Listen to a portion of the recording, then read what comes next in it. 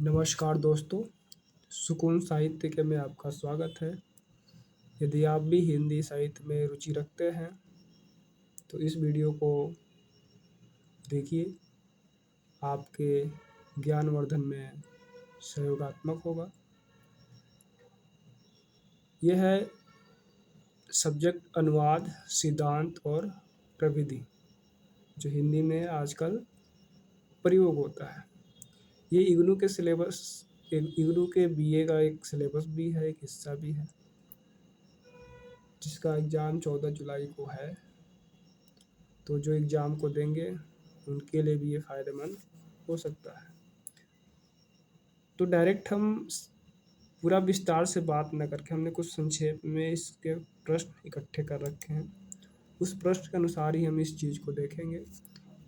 ये देख लीजिए, दिसंबर 2025 का है। इसमें पूछ रहा है अनुवाद का स्वरूप स्पष्ट कीजिए, बैंकिंग और अनुवाद पर अपने विचार व्यक्त कीजिए, अनुवाद पुनरीक्षण की प्रक्रिया से आप क्या समझते हैं, अपने विचार व्यक्त कीजिए, क्या साहित्य का अनुवाद संभव है, इस कथन का आलोचनात्मक विवेचन कीजिए, नाटक के अनुवाद की चुनौतियों पर प्रकाश डालिए, गद्य और पद्य में अंतर स्पष्ट कीजिए, परिभाषिक शब्दावलियों के अभिलक्षण बताइए, प्रशासनिक पत्राचार का अर्थ और स्वरूप स्पष्ट करते हुए प्रशासनिक पत्राचार के प्रकार बताइए, अच्छे अनुवाद की विशेषताएं क्या होती हैं, निम्नलिखित में से किन्हीं दो पर टिप्पणी लिखिए, जैसे कार्यालय ज्ञापन और ज्ञापन में अंतर, मशीन अनुवाद के संकट, छाया अनुवाद और अनुवाद के विविध क्षेत्र। ये दिसंबर 24 के पेपर हैं। ये अभी जो था वो 25 का था और ये अभी 24 का है, दिसंबर 2024। इसमें भी देखिए क्या है। क्वेश्चन नंबर 1, अनुवाद को परिभाषित करते हुए इसके महत्व पर प्रकाश डालिए। लगभग सेम क्वेश्चन है, मतलब प्रशासनिक साहित्य संबंधी अनुवाद पर अपने विचार व्यक्त कीजिए, अनुवाद की प्रक्रिया का विवेचन कीजिए, साहित्यिक अनुवाद पर अपने विचार व्यक्त कीजिए, अनुवाद पुनरीक्षण पर प्रकाश डालिए, प्रशासनिक कार्यों में अनुवाद की आवश्यकता और उपयोगिता की विवेचना कीजिए, अनुवाद के साधनों पर अपने विचार व्यक्त कीजिए, प्रशासनिक पत्राचार के अनुवाद पर उदाहरण सहित प्रकाश डालिए, सृजनात्मक साहित्य के अनुवाद की आवश्यकताओं और उपयोगिता की समीक्षा कीजिए, निम्नलिखित में से किन्हीं दो पर टिप्पणी लिखिए, जैसे अनुवाद कार्य की चुनौतियाँ, सूचना प्रौद्योगिकी और अनुवाद, पुनः अनुवाद विज्ञान की भाषा। तो ये हो गए हमारे मुख्य पेपर से कुछ 20 क्वेश्चन। तो आप देखे होंगे आपने, इस 20 क्वेश्चन में बहुत सारे क्वेश्चन एक जैसे ही हैं।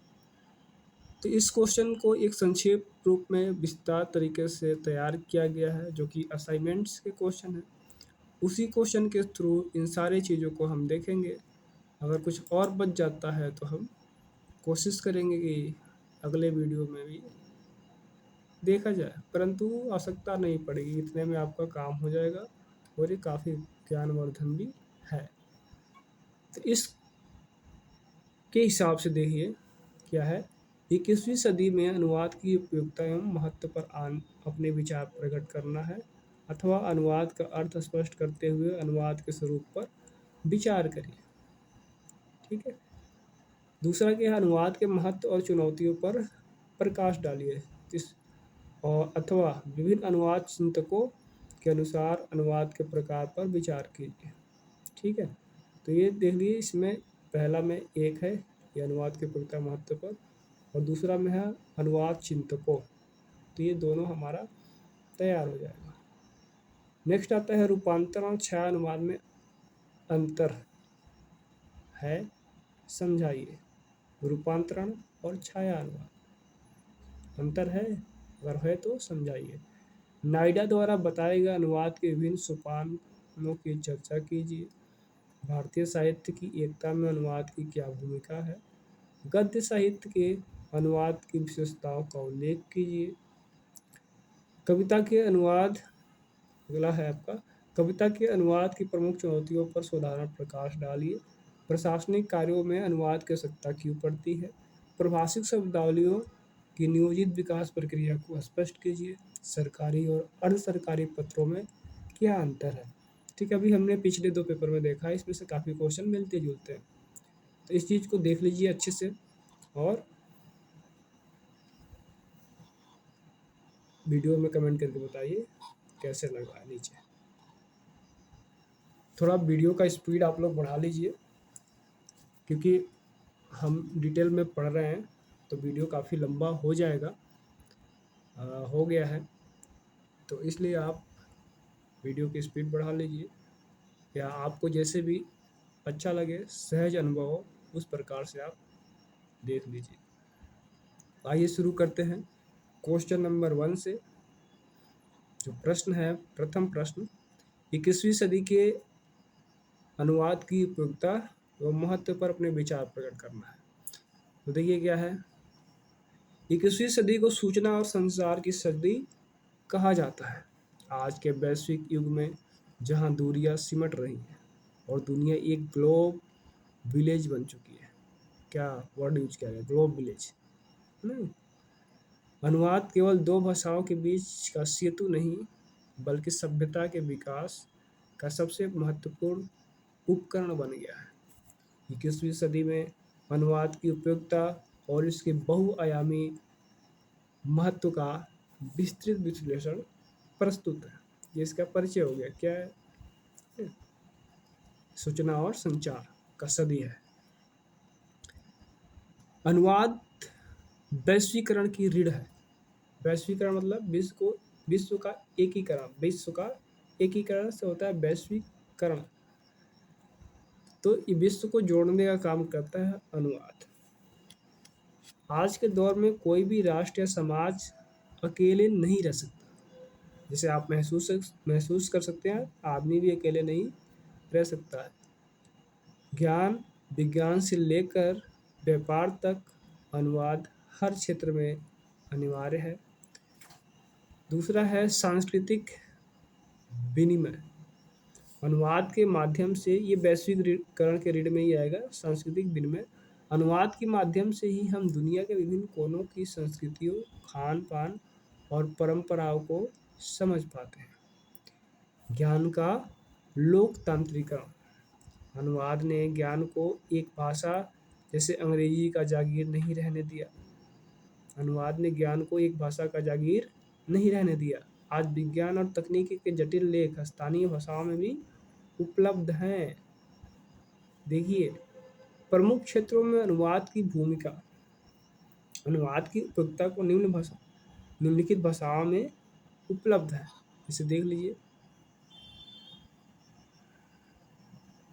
क्षेत्र, उपयोगिता एवं प्रभाव, उदाहरण और तथ्य। व्यापार, ई कॉमर्स में देख लीजिए, वैश्विक कंपनियों को स्थानीय बाजारों से जोड़ना। ठीक है, जैसे अमेजन पे, फ्लिपकार्ट का हिंदी व अन्य क्षेत्रीय भाषाओं में इंटरफेस आने लगा है, ट्रांसलेशन होने लगा है। मनोरंजन, मीडिया के युग में, जैसे अब आप यूट्यूब पे भी वीडियो देखते हैं तो यूट्यूब पे आप लैंग्वेज चेंज कर सकते हैं, जिस लैंग्वेज में देखना चाहें, ऑटो कन्वर्ट हो जाता है। ओटीटी प्लेटफॉर्म पर वैश्विक सामग्री की पहुंच।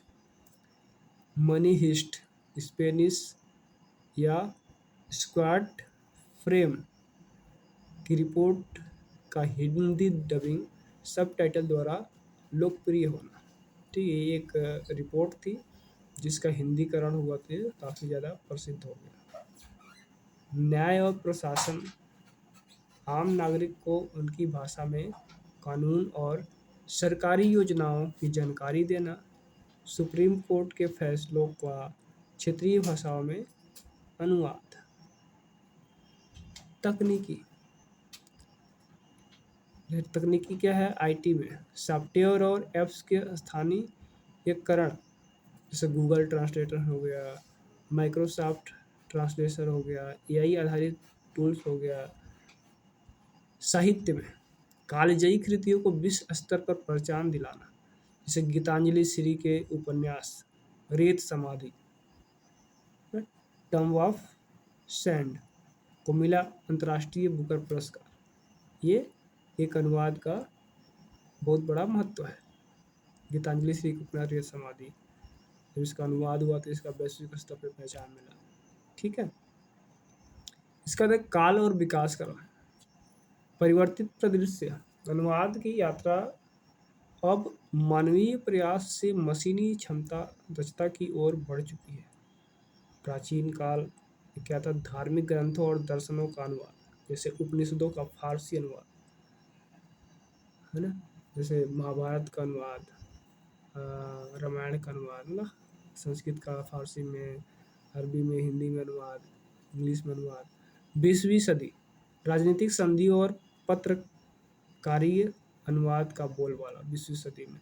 21वीं सदी में आप देख ही सकते हो, आप जी रहे हो 21वीं सदी में। इसे अनुवाद का स्वर्ण युग कहा जाता है 21वीं सदी को। अब कैट के माध्यम से कंप्यूटर असिस्टेड ट्रांसलेशन टूल्स और एआई के अनुवाद की गति को 1000 गुना बढ़ा दिया है। 21वीं सदी में अनुवाद के विशेष आयाम क्या क्या है? रोजगार के अपार अवसर। अनुवाद अब केवल एक शौक नहीं है, बल्कि एक उच्च वेतन वाला पेशा भी हो गया है। जैसे हिंदी ट्रांसलेटर, या बड़ी बड़ी कंपनियों में या बड़ी बड़ी जगहों पे ट्रांसलेटर रखा जाता है। बहु अंतर्राष्ट्रीय कंपनियों को ट्रांसलेटर, इंटरप्रेटर, दो भाषिया और कंटेंट लोकलाइजर की भारी आवश्यकता है।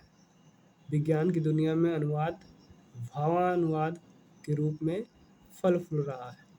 भावानुवाद, विज्ञापन की दुनिया में अनुवाद भावानुवाद, यानी विज्ञापन में अब क्या है, अनुवाद करके हम उस जगह की उसी क्षेत्रीय भाषा में विज्ञापन को अनुवाद कर देते हैं, बना देते हैं, उसमें इतनी भावनाएं डाल देते हैं, इस तरह से लोगों के मन से जोड़ देते हैं, तो लोग आकर्षित होते हैं, फिर उनको खरीदना ही पड़ता है।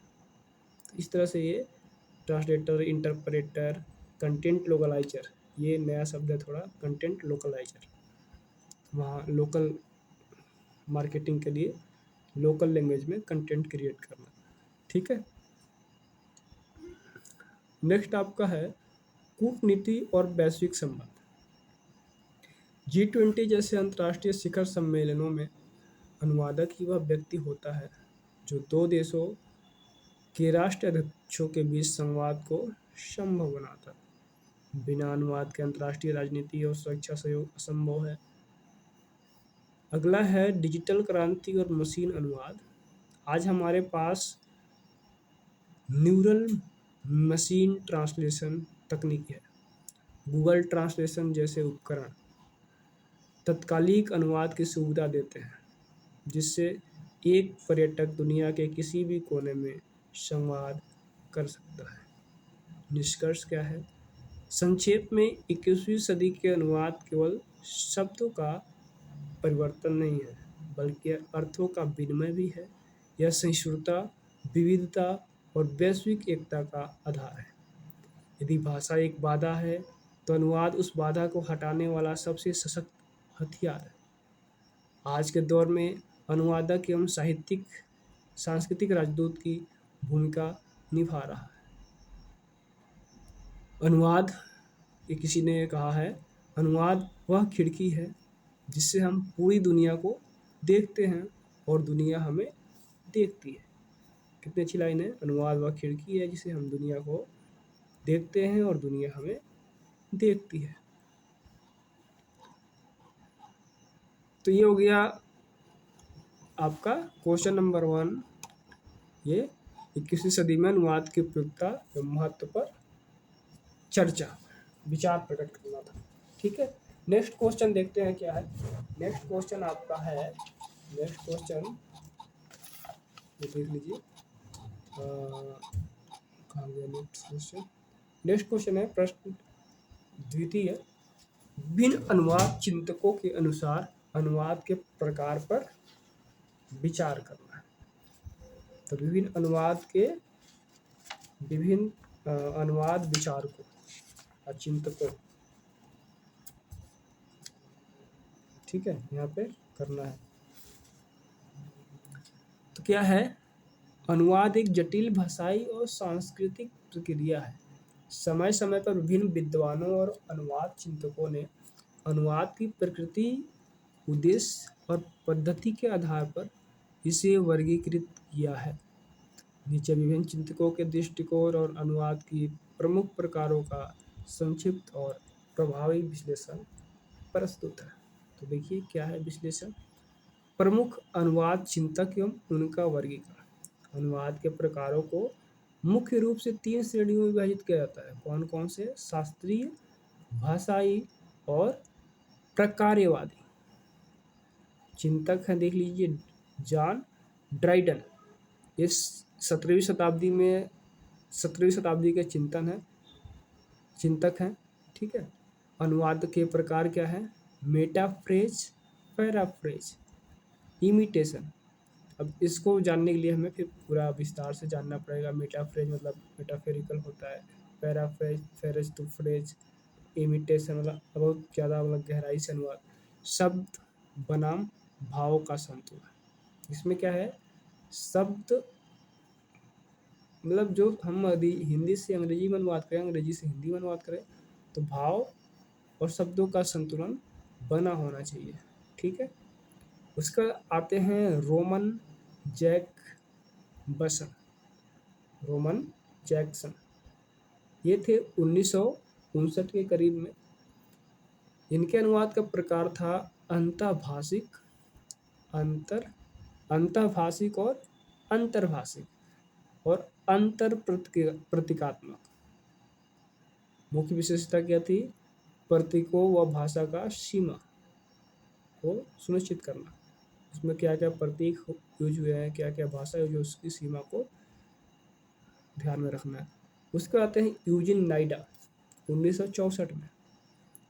उनका प्रकार क्या है? औपचारिक तुल्यता, गतिशील तुल्यता। इससे क्या है? पाठक पर प्रभाव बनाए रखना। ठीक है। उसके बाद आते हैं पीटर न्यूमार्क 1981 में। इनका क्या है? शब्दार्थ परक संप्रेषणात्मक अनुवाद। ये क्या? स्रोत भाषा बनाम लक्ष्य भाषा की प्रधानता। स्रोत भाषा क्या है? जिस भाषा में वो चीज़ है मूल रूप में, उसको स्रोत भाषा कहेंगे, और जिस भाषा में अनुवाद करना है उसी को हम लक्ष्य भाषा कहेंगे। तो इन दोनों की, लक्ष्य भाषा में हम जिसमें अनुवाद करें उसमें उसकी प्रधानता बनी रहनी चाहिए। तो ये पीटर न्यूमार्क हुआ। कितने हो गए? पहला हो गया John Dryden, Roman Jakobson, Eugene Nida, Peter Newmark. ये थे मेटाफ्रेजर, पैराफ्रेजर, एक अंतर्भाषिक अंतर प्रतीकात्मक। ये थे औपचारिक तुल्यता, गतिशील तुल्यता।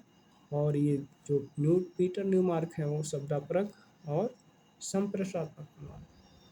इसका आता है जॉन ड्राइन के वर्गीकरण को विस्तार से देखते हैं। ड्राइन ने अनुवाद की 3 शैलियों पर विचार किया जो आज भी आधारभूत मानी जाती है। मेटाफ्रेज क्या है? देखिए, यह शब्द प्रति शब्द अनुवाद है। इसमें व्याकरण और वाक्य संरचना को जस का तस रखने का प्रयास किया जाता है। पैराफ्रेज क्या है? इसे भावानुवाद कह सकते हैं। इसमें लेखक के विचारों को ध्यान में रखा जा सकता है, लेकिन शब्दों को चयन में थोड़ी छूट ली जाती है। शब्द अलग हो सकते हैं, भाव सेम होने चाहिए। इमिटेशन में क्या है? इसमें अनुवादक मूल रचना को केवल एक आधार मानता है और अपनी इच्छा शक्ति के अनुसार उसमें परिवर्तन कर देता है। एक कहानी थोड़ा सा चेंज हो जाएगी फिर, अगर हम कहानी का अनुवाद कर रहे हैं। रोमन जैकब्सन का त्रिविध वर्गीकरण। जैकब्सन के अनुसार अनुवाद को केवल 2 भाषाओं के बीच का खेल न मानकर इसे प्रतीकों के माध्यम से समझा जा सकता है। अंतःभाषिक, एक ही भाषा के भीतर अनुवाद। जैसे तुलसीदास की जो रामचरितमानस है, अवधि का आधुनिक हिंदी गद्य में रूपांतरण। ठीक है। तो ये क्या है? अंतःभाषिक अनुवाद हो गया। एक ही भाषा के भीतर अनुवाद तो अंतःभाषिक अनुवाद हो गया। एक ही भाषा है लेकिन बोली अलग हो गई। तुलसीदास की क्या है? रामचरितमानस अवधि में है, उसको हिंदी गद्य में रूपांतरण, तो ये अंतःभाषिक रूपांतरण हो जाएगा, अनुवाद हो जाएगा, सॉरी। उसका आता है अंतर्भाषिक, 2 अलग अलग भाषाओं के बीच अनुवाद। जैसे अंग्रेजी का उपन्यास द गाइड का हिंदी रूपांतरण गाइड। ठीक है। ये भाषा यहाँ पे अलग हो गया। अब क्या है? अंतर प्रतीकात्मक। मौखिक प्रतीकों का गैर मौखिक प्रतीकों के रूप में रूपांतरण, जैसे किसी उपन्यास पर फिल्म बनाना, दृश्य श्रव्य माध्यम। ठीक है, मौखिक प्रतीकों का गैर मौखिक प्रतीकों में रूपांतरण, दृश्य और श्रव्य माध्यम में किसी उपन्यास पर फिल्म बनाना, ये अंतर प्रतीकात्मक अनुवाद हो गया, समझे, या रूपांतरण हो गया। उसके बाद आते हैं चौथे नंबर पे यूजिन नाइडा, नहीं तीसरे नंबर पे भाई है, 2 नंबर जॉन ड्राइन हो गया पहले पे, फिर उसके बाद हो गया रोमन जैक्सन। चौथा है आपका यूजिन नाइडा और तुल्यता। नाइडा ने अनुवाद को वैज्ञानिक आधार दिया। उनके अनुसार अनुवाद के 2 मुख्य प्रकार हैं, औपचारिक तुल्यता और गतिशील तुल्यता। औपचारिक तुल्यता में इसमें मूल संदेश की आकृति और सामग्री दोनों पर ध्यान दिया जाता है। यह तकनीकी या कानूनी दस्तावेजों के लिए उपयुक्त है। गतिशील तुल्यता क्या है? इसको लक्ष्य स्रोत भाषा के संदेश का लक्ष्य भाषा के पाठक पर वही प्रभाव पैदा करना है जो मूल पाठक पर पड़ा था। यह साहित्य और विज्ञापनों में उपयोगी है। जिस भाषा से हम अनुवाद, जैसे अंग्रेजी का कोई उपन्यास उसको हम अनुवाद कर रहे हैं हिंदी में, तो जो अंग्रेजी का पाठक उसको पढ़ रहा है, जो फीलिंग उसको, मतलब जो प्रभाव उस पर पड़ रहा है, जो उसको फील कर रहा है, वही उसको हिंदी में अनुवाद करें तो वही हिंदी वाले पाठकों के ऊपर भी सेम प्रभाव पड़ना चाहिए।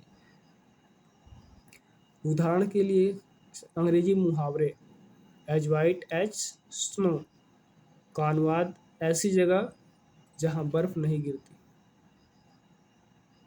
ना, इसका मतलब क्या है? रुई जैसा सफ़ेद करना गतिशील तुल्यता है। अनुवाद एज वाइट एज स्नो, ऐसी जगह जहाँ बर्फ नहीं गिरती, ऐसा नहीं है, ऐसी जगह जहाँ पे, मतलब एज वाइट एज स्नो मतलब रुई जैसा सफ़ेद हो गया, गतिशील तुल्यता। पीटर न्यूमार्क का दृष्टिकोण, न्यूमार्क ने अनुवाद को 2 व्यापक श्रेणियों में बांटा, जैसे शब्दार्थपरक अनुवाद, यह लेखक की शैली और भाषा के प्रति अधिक वफादार होता है, यह कलात्मक और दार्शनिक ग्रंथों के लिए है। संप्रेषणात्मक अनुवाद, इसका मुख्य उद्देश्य पाठकों को बात समझाना, यह सरल, स्पष्ट और सुपाठ्य होता है, जैसे समाचार या निर्देश निर्देशिका। ठीक है, बात को समझाना है। तो ऐसे अनुवाद के प्रकार पे विभिन्न चिंतकों की चर्चा हो गई। अब आता है अनुवाद के अन्य व्यवहारिक प्रकार। आज के डिजिटल और व्यावसायिक युग में कुछ अन्य प्रकार भी प्रचलित है, जैसे मशीनी अनुवाद, गूगल ट्रांसलेट जैसे उपकरण से द्वारा किया गया अनुवाद। लिप्यंतरण, भाषा वही रहती है, केवल लिपि बदल जाती है, जैसे हेलो को नमस्ते न लिखकर हिंदी में ही हेलो लिख देना। सारानुवाद, पूरे पाठ का केवल मुख्य सारांश दूसरी भाषा में प्रस्तुत करना, सारानुवाद हो गया। आशु अनुवाद, मौखिक रूप से एक भाषा की बात को दूसरी भाषा में तुरंत दोहराना, तो ये आशु लिपि या आशु अनुवाद हो गया। निष्कर्ष क्या निकलता है? अनुवाद केवल शब्दों का प्रतिस्थापन नहीं है, बल्कि संस्कृति का स्रोत है। जहाँ ड्राइन ने इसे साहित्य के चश्मे से देखा, वहीं नाइडा और न्यूमार्क ने इसे संचार के विभिन्न विज्ञान के रूप में स्थापित किया। किसी भी अनुवादक को विषय की प्रकृति के आधार पर ही इन प्रकारों की चयन करनी चाहिए। तो ये हो गया हमारा दूसरा क्वेश्चन भी समाप्त हो गया। विभिन्न अनुवाद चिंतकों के अनुसार अनुवाद के प्रकार पर विचार करना। अब आते हैं हम क्वेश्चन नंबर 3, क्या है? रूपांतरण और छाया अनुवाद में अंतर है तो समझाइए क्या अंतर है। तो आइए देखते हैं। साहित्य और अनुवाद की दुनिया में रूपांतरण और छाया अनुवाद 2 महत्वपूर्ण विधाएं हैं। हालांकि दोनों ही मूल कृति से प्रेरणा लेते हैं, लेकिन उनके उद्देश्य और प्रस्तुतिकरण में गहरा अंतर होता है। रूपांतरण और छाया अनुवाद ना, ये किसी मूल कृति से प्रेरित होते हैं, अपना नहीं होता है ना। अभी वीडियो के अंदर मैं एक बहुत अच्छी चीज़ बताऊंगा, इसलिए वीडियो में बने रहिएगा। इसके बीच अंत को अंतर को निम्नवत समझाया गया है। देख लीजिए, मूल अवधारणाएं क्या है। रूपांतरण, इसका अर्थ है एक विधा को दूसरी विधा में बदलना या एक संस्कृति की सामग्री को दूसरी संस्कृति के अनुकूल बनाना। जैसे उपन्यास से फिल्म बनाया या विदेशी नाटक को भारतीय परिवेश में ढालना। यहाँ रूप बदल जाता है, यहाँ रूप बदल गया, उपन्यास का फिल्म बन गया, यानी वो लिखा हुआ है वो दृश्य में और श्रव्य में परिवर्तित हो गया। विदेशी नाटक को भारतीय परिवेश में ढालना, यहाँ रूप बदल गया, तो ये रूपांतरण हो गया। ऐसे ही छावा अनुवाद ऐसे या भावा अनुवाद भी कहते हैं, निकट माना जाता है। यहाँ अनुवाद दिग्ध शब्द दर शब्द अनुवाद न करके मूल रचना की छाया या उसके मूल भाव को पकड़ता है। यानी कोई रचना है तो बिल्कुल उसको हूबहू शब्द दर शब्द अनुवाद न करके मूल रचना की छाया या उसके मूल भाव को पकड़ना है। इसमें मूल कृति की कथानक और भाषा शैली वही रहती है, बस अभिव्यक्ति अधिक स्वतंत्र और प्रभावशाली होता है। आइए तालिका के माध्यम से समझते हैं। रूपांतरण, छाया अनुवाद। लक्ष्य देख लीजिए क्या है। मध्यम या परिवेश का परिवर्तन, इसमें माध्यम और परिवेश दोनों का परिवर्तन हो जाता है। मूल भाव और प्रभाव की रक्षा होती है छाया अनुवाद में। मूल भाव और प्रभाव की रक्षा होती है छाया अनुवाद में। स्वतंत्रता, रूपांतरण में क्या होता है, अनुवादक के पास कथानक और पात्रों को बदलने की पूरी छूट होती है रूपांतरण में। लेकिन छाया अनुवाद में अनुवादक केवल भाषा और मुहावरों के स्तर पर स्वतंत्र होता है। आधार विधा क्या है। रूपांतरण में अक्सर विधा बदल दी जाती है, जैसे कविता से नाटक हो गया या नाटक से कविता हो गया, या उपन्यास से कहानी हो गया, कहानी से कविता हो गया। ठीक है। छाया अनुवाद में विधा प्राय वही रहती है, जैसे कविता से कविता, गद्य से गद्य, कहानी से कहानी। परिवेश, रूपांतरण में देश काल और वातावरण पूरी तरह स्थानीय बनाया जा सकता है। छाया अनुवाद में मूल परिवेश को सुरक्षित रखते हुए केवल शैली को सरल बनाया जाता है। उसका संबंध क्या है, मूल कृति से एक प्रेरित संबंध होता है। छाया अनुवाद में मूल कृति का प्रतिबिंब होता है, ये इमेज होता है और ये प्रेरित संबंध होता है, डायरेक्ट। मुख्य तथ्य और काल देख लीजिएगा। रूपांतरण यह प्राचीन काल से ही लोकप्रिय रहा है। जैसे भारतीय संदर्भ में देखा जाए तो रामायण और महाभारत के क्षेत्रीय भाषाओं में किए गए रूपांतरण, जैसे तुलसीदास की रामचरितमानस इसके श्रेष्ठ उदाहरण है। आधुनिक समय में यहाँ विज्ञापनों और सिनेमा में सर्वाधिक प्रभावी रूप से देखा जा सकता है। छाया अनुवाद में क्या है, हिंदी साहित्य में छाया अनुवाद काल 1918 से 1936, शायद द्विवेदी काल का युग था, के दौरान यह शब्द अधिक प्रचलित हुआ। रविंद्रनाथ टैगोर की गीतांजलि का हिंदी या अन्य भाषाओं में किया गया अनुवाद अक्सर छाया अनुवाद की श्रेणी में आ जाता है, जहाँ शब्दों से अधिक भावनाओं की प्रधानता दी गई है। महत्वपूर्ण उदाहरण, जैसे देख लीजिए, महत्वपूर्ण उदाहरण दिखा देता हूँ मैं आपको। रूपांतरण का उदाहरण क्या है, शेक्सपियर के नाटक हैमलेट को विशाल भारद्वाज द्वारा फिल्म हैदर के रूप में कश्मीर की पृष्ठभूमि पर ढालना है। यहाँ पात्रों के नाम, धर्म और स्थान बदल दिए गए हैं, लेकिन मूल द्वंद वही रहा है। ठीक है। छाया अनुवाद का उदाहरण देख लीजिए। एडवर्ड फिट्जगेराल्ड की रचना रुबाइयात ई उमर खयाम,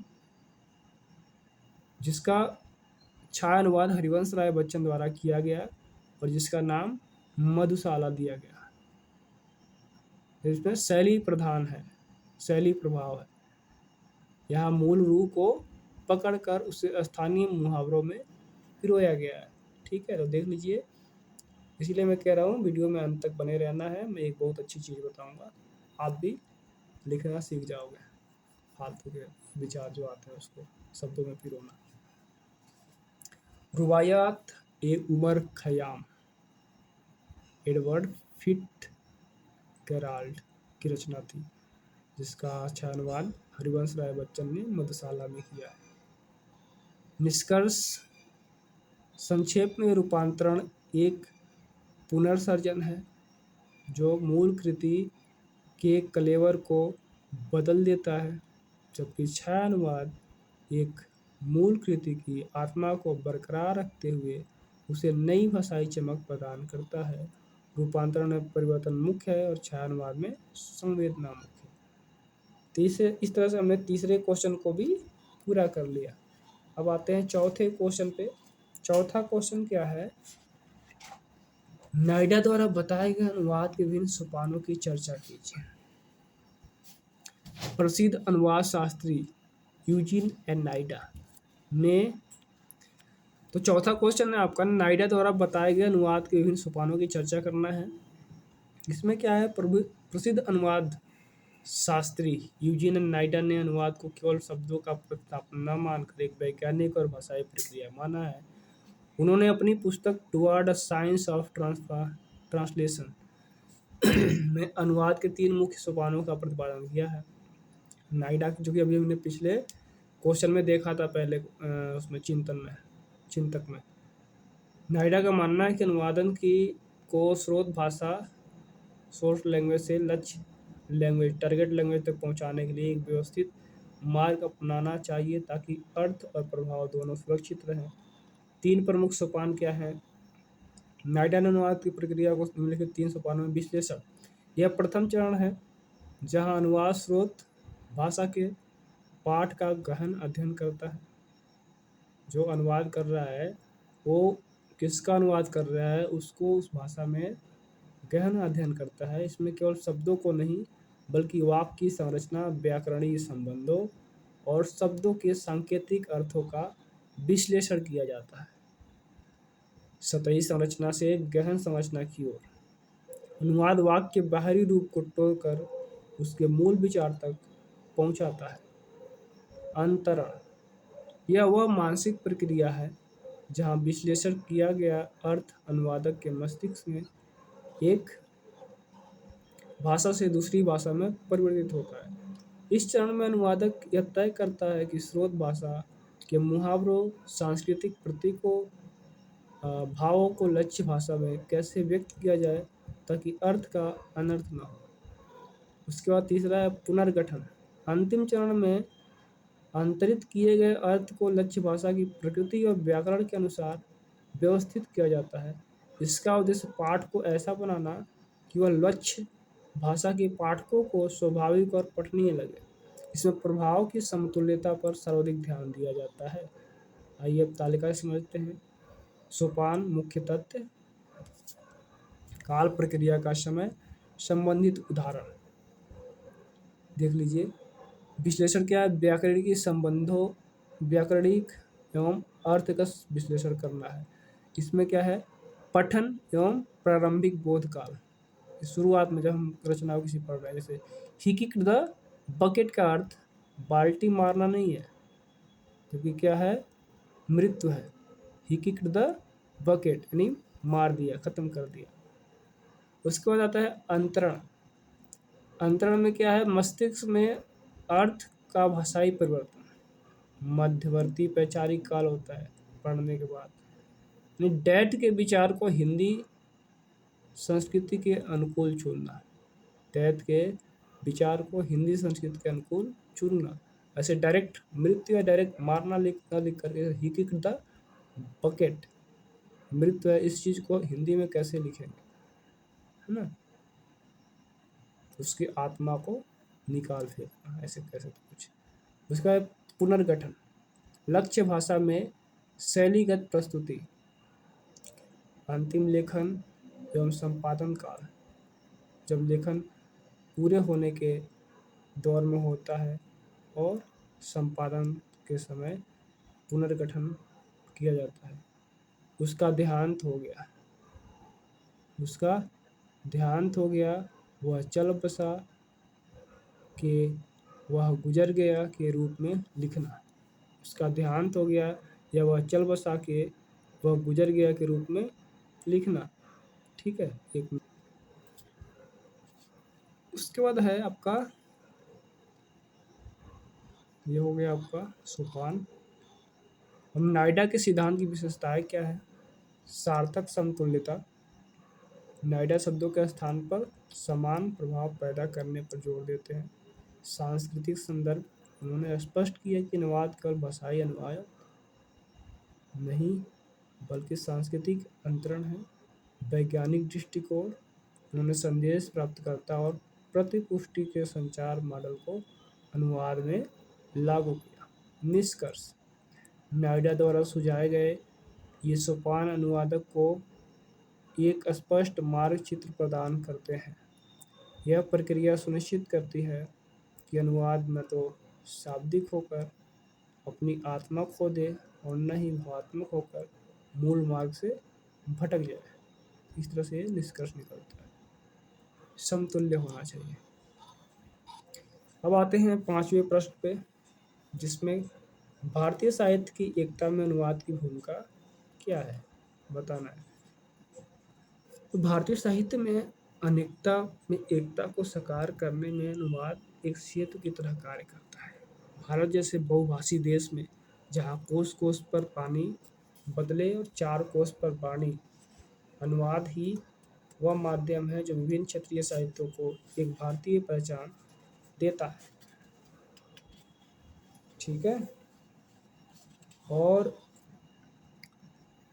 भारतीय साहित्य की एकता में अनुवाद की भूमिका क्या है? अनुवाद केवल शब्दों का रूपांतरण नहीं बल्कि संस्कृतियों का विनिमय है।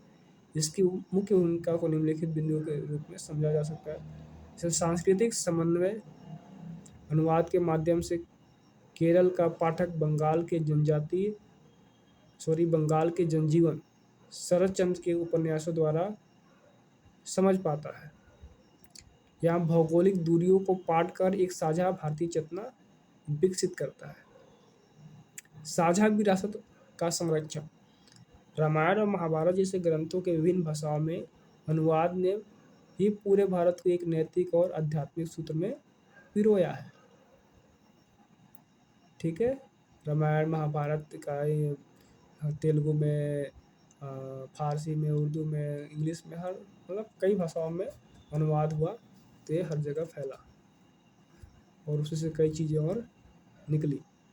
साहित्यिक समृद्धि, जब एक भाषा की उत्कृष्ट रचना जैसे टैगोर की गीतांजलि अन्य भाषाओं में जाती है तो वह उन भाषाओं के लेखकों को नई शैलियों और विचारों के लिए प्रेरित करती है।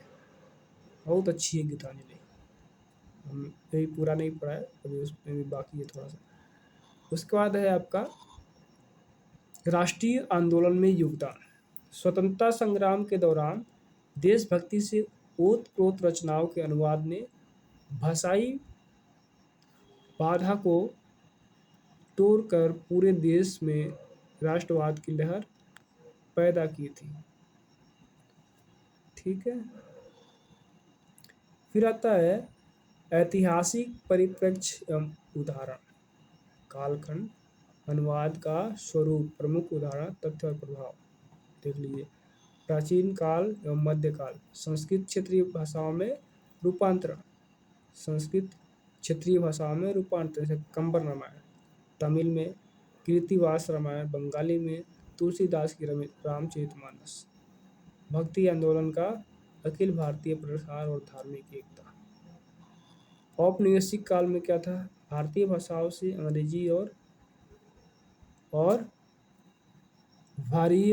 आर्य भाषी अनुवाद। गीतांजलि बंगाल से अंग्रेजी में, बंकिम चंद्र के उपन्यासों का हिंदी अनुवाद। भारतीय साहित्य को वैश्विक पहचान मिली और स्वदेशी भावना का संचार हुआ। स्वतंत्रता पश्चात क्या हुआ? संस्थागत अनुवाद, जैसे अकादमिक युग, साहित्य अकादमी और नेशनल बुक ट्रस्ट (NBT) द्वारा आदान प्रदान योजना। भारतीय साहित्य वह है जो विभिन्न भाषाओं में लिखा जाता है, यह अवधारणा पुष्ट हुई। आधुनिक काल, तकनीकी एवं व्यावसायिक अनुवाद, भीष्म साहनी का तमस, युआर अनंत मूर्ति का संस्कार, आदि का बहुभाषी अनुवाद, क्षेत्रीय विमर्श, दलित स्त्री आदिवासी का राष्ट्रीय स्तर पर प्रसार। क्या है? अनुवाद के माध्यम से भारतीयता का निर्माण। अनुवाद ने यह सिद्ध किया है कि भले ही हमारी लिपियाँ और व्याकरण अलग हो, लेकिन हमारी संवेदनाएं और अनुभव एक समान है। भावनात्मक एकता, प्रेमचंद की कहानियाँ हों या सुब्रमण्यम भारती की कविताएं, अनुवाद ने इनके माध्यम से यह दिखाया कि उत्तर और दक्षिण की पीड़ा और आकांक्षाएं समान है। तुलनात्मक अध्ययन, अनुवाद के कारण ही आज तुलनात्मक भारतीय साहित्य जैसा विषय अस्तित्व में है, जो हमारी भाषाई विविधता के भीतर छिपी एकता को अकादमिक धार प्रदान करता है। निष्कर्षतः हम कह सकते हैं कि अनुवाद वह अदृश्य धागा है जो भारतीय भाषाओं के मोतियों को एक माला से पिरोता है। बिना अनुवाद के भारतीय साहित्य केवल अलग अलग द्वीपों का समूह होता, लेकिन अनुवाद ने इसे एक विशाल महाद्वीप बना दिया है। तो ये 5वां क्वेश्चन से समाप्त हुआ। अब देखते हैं छठे क्वेश्चन को, छठे प्रश्न को, जिसका नाम है गद्य साहित्य के अनुवाद की विशेषताओं का उल्लेख करना। गद्य साहित्य का अनुवाद केवल एक भाषा को दूसरे भाषा में बदलना नहीं है, बल्कि वह एक सांस्कृतिक पुल बनाने की प्रक्रिया है। कविता की तुलना में गद्य में विस्तार की सुविधा होती है, लेकिन यहाँ शैली, प्रभाव और सांस्कृतिक संदर्भों को बनाए रखना एक बड़ी चुनौती होती है। नीचे दिए गए अनुवाद की प्रमुख विशेषताएं और उससे संबंधित तथ्यों को विवरण दिया जा रहा है, देख लीजिए। गद्य का अनुवाद की विशेषताएं क्या है? अर्थ की प्रधानता होनी चाहिए। गद्य में भाव से अधिक तथ्य और कथ्य का महत्व होता है। अनुवादक को मूल लेखक के संदेशों को बिना घटाए बढ़ाए प्रस्तुत करना होता है। शैलीगत निष्ठा, यदि मूल गद्य व्यंग्यात्मक है तो अनुवाद में भी वह पैनापन होना चाहिए। यदि भाषा तत्सम, प्रधान या क्लिष्ट है तो अनुवाद में उसका आभास मिलना चाहिए। सांस्कृतिक अनुकूलन, मुहावरे और लोकोक्तियों का शब्दशः अनुवाद करने के बजाय उनके सांस्कृतिक पर्याय ढूंढना आवश्यक होता है। स्वाभाविक और प्रभाव, सफल अनुवाद वह है जो पाठक को अनुवाद न लगे, बल्कि अपनी ही भाषा की मौलिक रचना प्रतीत हो। गद्य अनुवाद के प्रमुख स्तंभ देख लीजिए।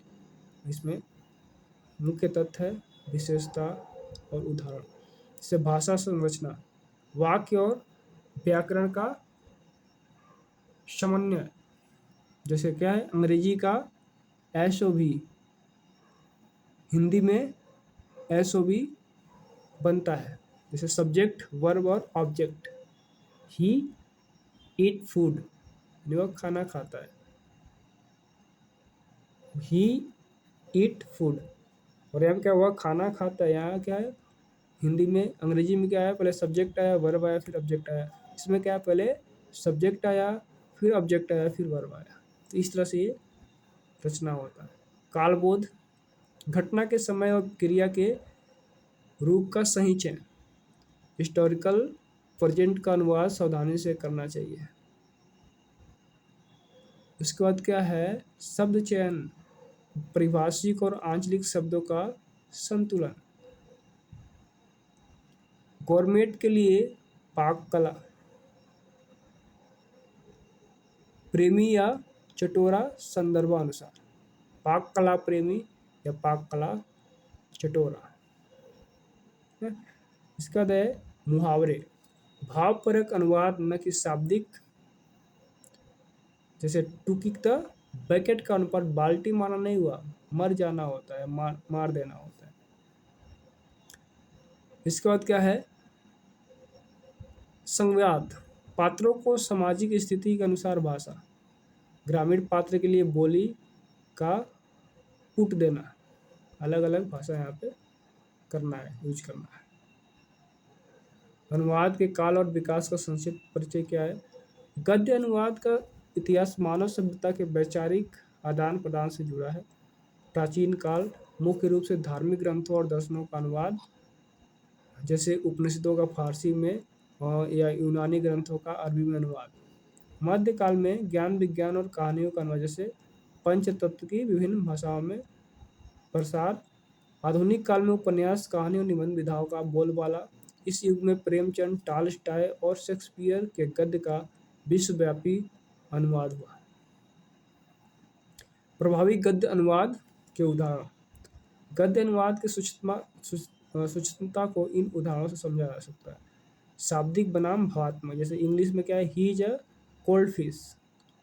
गलत अनुवाद क्या है इसका? वह एक ठंडी मछली है। सही अनुवाद क्या है? वह एक भावना शून्य व्यक्ति है।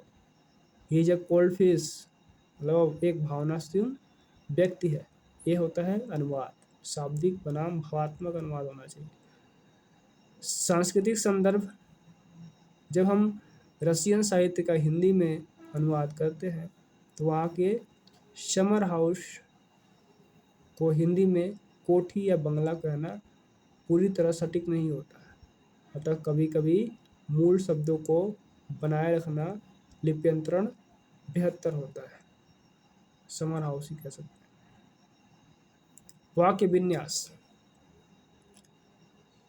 जैसे समर हाउस है तो उसको समर हाउस ही लिखना है। गद्य में लंबे वाक्यों को छोटी और स्पष्ट इकाइयों में तोड़ना अनुवाद की कुशलता है, ताकि अर्थ का अनर्थ न हो जाए। निष्कर्षतः एक गद्य अनुवादक एक पुनर्सृजक होता है। इसमें गद्य का पुनर्सृजन करता है। इसमें अनुवादक को दो भाषाओं के व्याकरण के साथ साथ दो समाजों की संवेदनाओं में काफ़ी गहरा ज्ञान होना चाहिए। एक श्रेष्ठ गद्य अनुवादक मूल लेखक की आत्मा की दूसरी भाषा के शरीर में सफलतापूर्वक प्रवेश करा देता है। वह क्या बात कहा गया है? एक श्रेष्ठ गद्य अनुवादक मूल लेखक की आत्मा को दूसरी भाषा के शरीर में सफलतापूर्वक प्रवेश करा देता है। वाह वाह। तो ये हो गया 5वां भी, 6वां क्वेश्चन भी खत्म। नेक्स्ट आते हैं हम 7वें नंबर के प्रश्न पर। कविता के अनुवाद की प्रमुख चुनौतियों पर सुधारणा प्रकाश डालिए। कविता का अनुवाद करना केवल शब्दों का रूपांतर नहीं, बल्कि एक आत्मा को दूसरी आत्मा में प्रवेश करने जैसी प्रक्रिया है। कविता में भाव, लय और संस्कृति का ऐसा संगम होता है कि अनुवादक के सामने कई जटिल चुनौतियां खड़ी हो जाती हैं। कविता अनुवाद की प्रमुख चुनौती है। मुख्य चुनौती विवरण, उदाहरण और संदर्भ से ध्वनि और लय। हर भाषा की अपनी गति और संगीत होती है। एक भाषा का छंद दूसरी भाषा में सटीक नहीं बैठता। अंग्रेजी की लैम्बिक पेंट्रल क्या है, लैम्बिक पेंटमीटर का हिंदी में दोहा या चौपाई में अनुवाद लय बिगाड़ सकता है। सांस्कृतिक संदर्भ। मुहावरे और प्रतीकों के अर्थ संस्कृति पर आधारित होते हैं। जैसे कुको पश्चिम कविता में धोखे का प्रतीक हो सकती है, जबकि भारतीय संदर्भ में मधुरता का। जो कुक्कू है, कोयल, ये धोखे का प्रतीक होती है। कहाँ? पश्चिमी संस्कृति में। लेकिन अपने यहाँ मधुरता का प्रतीक होता है। शब्दों का बहुआयामी छटा। कविता में एक शब्द के कई अर्थ सालंकार होते हैं, जिनका विकल्प दूसरी भाषा में मिलना कठिन है। कनक जैसे सोना धतूरा का अनुवाद करते समय किसी एक अर्थ को चुनना पड़ता है, जिससे मूल भाव अधूरा रह जाता है। बिंब और प्रतीक। कभी भी विशिष्ट दृश्यों को प्रयोग करता है जो अनुवाद में अपनी चमक खो देता है। जैसे जापानी हाइकू का अनुवाद करते समय प्रकृति के सूक्ष्म संकेतों को बचाए रखना सबसे बड़ी चुनौती है। ऐसे ही भाव बनाम और शाब्दिक अनुवाद। लिटरेचर अनुवाद करने पर कविता गद्य बन जाती है और फ्री अनुवाद करने पर मूल आत्मा खो सकती है। जैसे रॉबर्ट फ्रॉस्ट के अनुसार poetry is what get lost in translation. Poetry is what get lost in translation, यानी कविता वही है जो उसने अनुवाद में अपनी चीज़ों को खो दी है, वही कविता थी। प्रभावी अनुवाद का निष्कर्ष क्या है? कविता का अनुवाद करते समय अनुवादक को पुनर्सृजन का मार्ग अपनाना पड़ता है। उसे केवल शब्द नहीं बल्कि कवि की संवेदना और प्राचीन युगीन संदर्भ को भी जीवित रखना होता है। अनुवादक को मूल भाषा का विद्वान होने के साथ साथ लक्ष्य भाषा का कवि होना भी आवश्यक है। महत्वपूर्ण तथ्य क्या है? सफल अनुवाद वही है जो पाठक को यह महसूस न होने दे कि वह अनुदित रचना पढ़ रहा है, बल्कि उसे मूल कृति का रसास्वादन कराए। प्रश्न नंबर 8 क्या है? प्रशासनिक कार्यों में अनुवाद की आवश्यकता क्यों पड़ी? क्यों पड़ी भाई? प्रशासनिक कार्यों में अनुवाद केवल शब्दों का रूपांतरण नहीं बल्कि यह सुशासन, पारदर्शिता और जन संवाद का सेतु है। भारत जैसे बहुभाषी देश में इसकी महत्ता और अधिक बढ़ जाती है। प्रशासनिक कार्यों में अनुवाद की आवश्यकता के मुख्य कारण संवैधानिक और कानूनी बाध्यता। भारत के संविधान के अनुच्छेद 343 से 351 के तहत राजभाषा नीति का पालन करने और कानूनी दस्तावेजों को क्षेत्रीय भाषाओं में उपलब्ध कराने के लिए अनुवाद अनिवार्य है। लोकतांत्रिक समावेशिता, सरकार की योजनाओं और नीतियों को समाज के अंतिम व्यक्ति तक उसकी भाषा में पहुंचाने के लिए अनुवाद एक आवश्यक माध्यम है। अंतर्विभागीय समन्वय, केंद्र और राज्य के बीच पत्राचार और विभिन्न मंत्रालयों के मध्य सूचनाओं के आदान प्रदान के लिए एक साझा भाषाई समझ जरूरी है। पारदर्शिता और जवाबदेही, जब नियम और विनिमय स्थानीय भाषा में होते हैं तो जनता अपने अधिकारों के प्रति अधिक जागरूक होती है।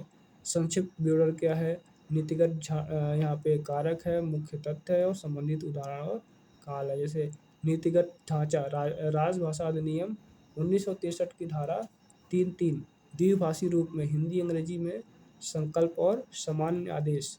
न्यायिक सुलभता, न्याय को आज आम जन तक पहुंचाना, सुप्रीम कोर्ट के फैसलों का क्षेत्रीय भाषाओं में अनुवाद।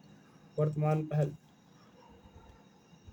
जन कल्याण, सरकारी योजनाओं का लाभ, आयुष्मान भारत या पीएम किसान को दिशा निर्देश स्थानीय बोलियों में।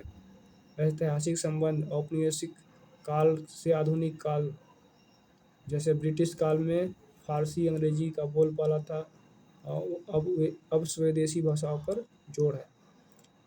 निष्कर्षतः प्रभावी प्रशासन वह है जो जनता की भाषा में बात करे। अनुवाद प्रशासनिक जटिलताओं को सरल बनाकर शासन और नागरिकों के बीच की दूरी को कम कर देता है। तो ये हो गया 8वां क्वेश्चन समाप्त। अब आते हैं 9वें क्वेश्चन पे, 9वें प्रश्न पे। प्रभाषिक शब्दावली का नियोजित विकास प्रक्रिया को स्पष्ट कीजिए। इसमें क्या है? विकास एक आकस्मिक प्रक्रिया न होकर एक नियोजित और वैज्ञानिक प्रक्रिया है। इसका मुख्य उद्देश्य ज्ञान विज्ञान के विभिन्न क्षेत्रों, प्रशासन, विधि, विज्ञान के लिए सटीक और एक रूप शब्द उपलब्ध कराना है। भारत में इस प्रक्रिया को निम्नलिखित चरणों और सिद्धांतों के माध्यम से समझा जा सकता है। शब्द निर्माण की नियोजित प्रक्रिया। चयन और पहचान, सबसे पहले उन संकल्पनाओं की पहचान की जाती है जिसके लिए हिंदी या भारतीय भाषाओं में शब्द उपलब्ध नहीं है।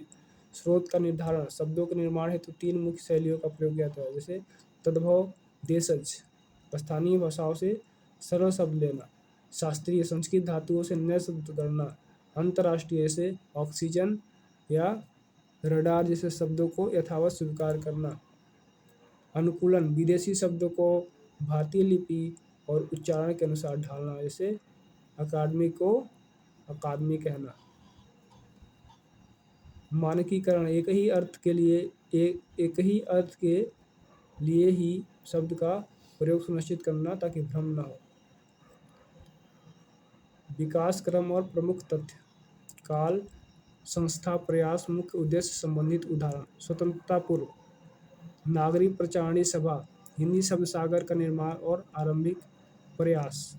1950 ईस्वी, भारत का संविधान, अनुच्छेद 344 और 351 के तहत हिंदी विकास का निर्देश।